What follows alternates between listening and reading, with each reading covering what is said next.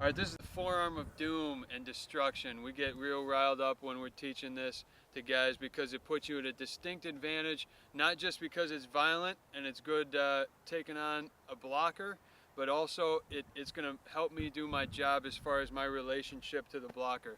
So when we come up here, eventually we're going to get a real good shot here on that blocker, right up in his chest, right up under his throat basically. But it all starts with the feet.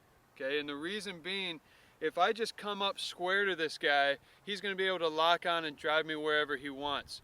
But I'm going to come, if I know that I'm supposed to protect this side of this man, and I'm supposed to be able to make the tackle with this arm, I'm going to make sure that that stays free. So I'll come straight at this guy, and at the last second, I'm going to put that foot where the same side as my forearm, I'm going to put that foot right down the middle of his body.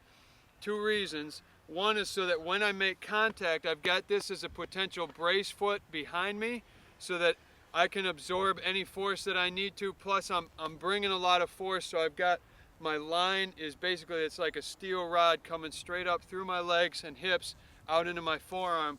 But also then when I take this step after I've hit him, now immediately I've put myself in the gap where I'm supposed to be responsible, and I can have this arm free to make the tackle. So going through the main points again, I'm going to be very violent with this forearm, but it starts with the feet going right down the midline of his body, and this foot is going to be the same arm that I'm throwing forward.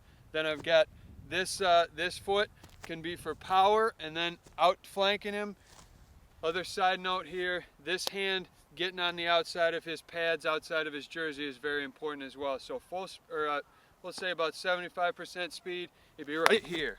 And I'm giving him a real good shot right up in his chest, right up under his face mask, right here. Coming to the midline of his body and bringing it all in one piece. Now, I've practiced this a lot, so it's fairly smooth for me, fairly explosive.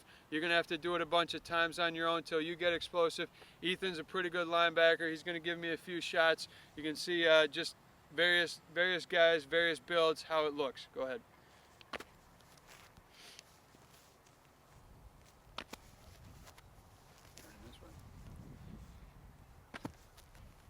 Good.